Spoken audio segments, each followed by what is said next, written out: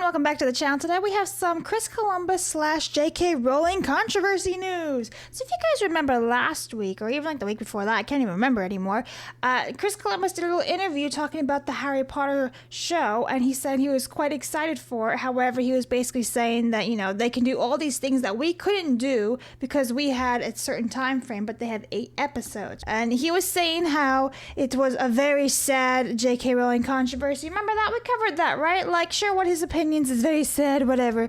However, there's actually more to this. So this actually came from the Times in the United Kingdom. It says, Chris Columbus, Harry Potter reunion, it's never going to happen now. So there's a whole thing about his new movie coming out, The Thursday Murder Club, with a big cast, and he talks about Home Alone and then a couple other things. However, it starts here. And he says, let me just, set the table for you guys before we jump right in. So he says, yes, Harry Potter. Columbus is effectively the pot father. It was his films that set the template on how to adapt J.K. Rowling. He defined a visual world that then ballooned into a billion-dollar franchise and global phenomenon. He says that when he directed the first film, he was a bag of nerves. I went into that knowing that it was a franchise and that if I fucked it up, and that was that. It's only recently that he's begun to feel his sense of ownership over the Potterverse. I look back and realize that I cast a film with my team, and we created the world, the look, and the costumes, he says. Here's a picture of Chris Columbus, Daniel and Emma and Rupert way back in the day. And then it says, on the next Harry Potter TV series shooting at Leavesden Studios, he has ambivalent feelings. And this is what we pulled from the Variety article saying, I'm anxious to see what they do. But then there's actually more to it. But from what I've already seen, they're basically doing the same thing we did, only because they have 8 episodes, they get to do more of it. Bit of a slap, isn't it? He's not especially excited about the new cast, including John Lithgow as Dumbledore and Nick Frost as Hagrid either. You have to understand that when Richard Harris passed away and Michael Gambon took over as Dumbledore, that transition even back then was difficult for me. So now it's difficult imagining anyone else in these roles. I still see Alan Rickman, I still see Maggie Smith, and I still see Robbie Coltrane. It's part of my DNA and I can't get beyond it. So here's the thing. Even Chris Columbus is like, yo, Alan Rickman, that's it, that's all you got. And Maggie Smith and Robbie Coltrane. So, like, when the pot father himself is basically saying, I can't see anyone past it, imagine how the fans feel, too. Just saying. However, I kind of agree with what he's saying, like, it's basically like the same thing, but not the same. I get that. Then it goes on and says, Columbus previously stated that he wanted to direct a film adaptation of the stage show Harry Potter and the Cursed Child, using the original Potter movie cast. The characters are older in the play. Since then, alas, the J.K. Rowling trans controversy has made any potential adaptation impossible. So he had stated that probably like 5 years ago or so, saying he wanted to get the cast together and make the Cursed Child. The thing is, though, Cursed Child is so shit, it could never be a movie. Even J.K. Rowling once said that it's only ever going to be a play because it's like, hello, it's so freaking bad, the plot sucks, you can't actually make it into a movie. I digress. He goes on and says, it's never going to happen. He says, it's gotten so complicated with all the political stuff. Everyone in the cast has their own opinions, which is different from her opinion, which makes it impossible.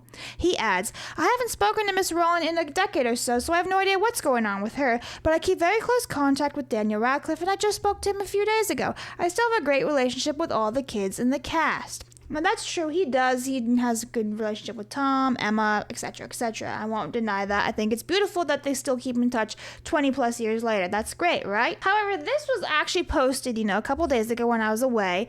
And I did quote tweet this because it's so stupid, right? He says it's gotten so complicated with all the political stuff. Everyone in the cast has their own opinion, which makes it impossible to work with J.K. Rowling. It's like, can grown adults not coexist and work in the same environment unless they agree on everything? Is that not a thing that people do anymore? Like, Hollywood is insane. You can't go into a room and work with someone who has a different idea than you?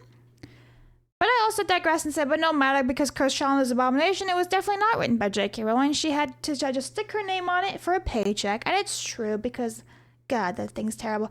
But my point is that, like, these people are so pathetic that you can't work together because you have a different political opinion. Are we there? We're seriously there? Anyway, the rest of this article just goes on and talks about his work, blah, blah, blah, blah, blah, blah, blah, blah. But here's the thing. J.K. Rowling actually tweeted about him. Yeah.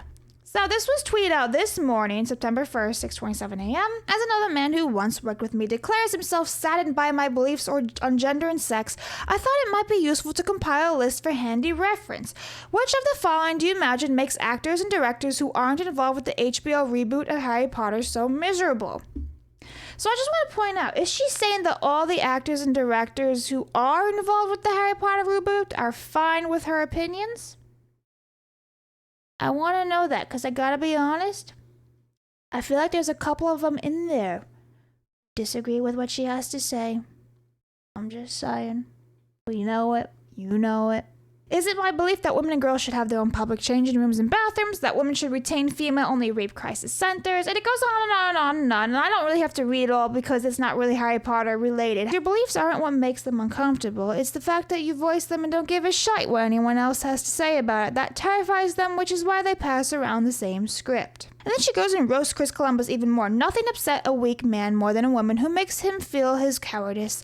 This is as true of supposed iconolists who live in terror of losing the approval of the in-crowd as is of domestic abusers.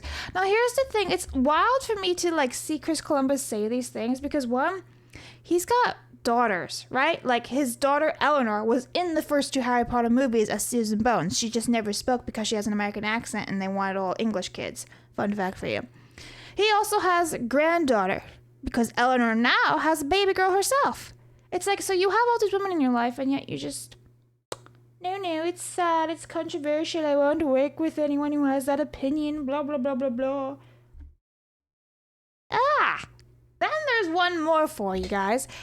It says, my husband just marched into the kitchen to tell me he thinks the 1st of September should mark open season on these cunts. And only people who know Neil can possibly grasp how funny that sounded. And she quote tweeted herself. So can you imagine that every single September 1st, which is back to Hogwarts Day, J.K. Rowling's going to unload on all these people who make their lives miserable? I'm for it. Go for it. So honestly, that was just a quick little video about J.K. Rowling and Chris Columbus. I wonder if Chris Columbus has even spoken out about it. I do follow him on Instagram because I like what he has to post. You know, he just posts throwbacks and things like that. Now he hasn't posted anything. So this is Chris Columbus. And as you can see, they're still in touch with David and Daniel and all that stuff. And I think it's fantastic. But gosh, Chris Columbus, what a fall from grace. This man is one of the legends of Hollywood, right? Mrs. Doubtfire, Harry Potter, the list goes on. Home Alone, so many fantastic, well-made movies by him. And honestly, his latest movie looks very interesting, too. And it's just damn, bro. Can you just keep your stupid comments to yourself? And you know what's even funnier? If you read the rest of this article from the Times, it says, it wasn't all plain sailing, though. He walked off National Lampoon's Christmas Vacation before filming even began because he clashed with his star, Chevy Chase. And he was fired from the 2005 superhero Fantastic Four movie because he says, I had an opinion. I had an opinion, he says. Now, if that's true, and he was fired because he said something that whoever up top didn't like, don't you think he should probably learn from his mistakes and still work with people who differ than him? Right? Then again, I don't want Cursed Child to ever be made into a movie, so what do I know? But I'm just saying, as a whole. Anyway, guys, let me know your thoughts below, and I'll see you guys all next time. Thanks for watching. Bye.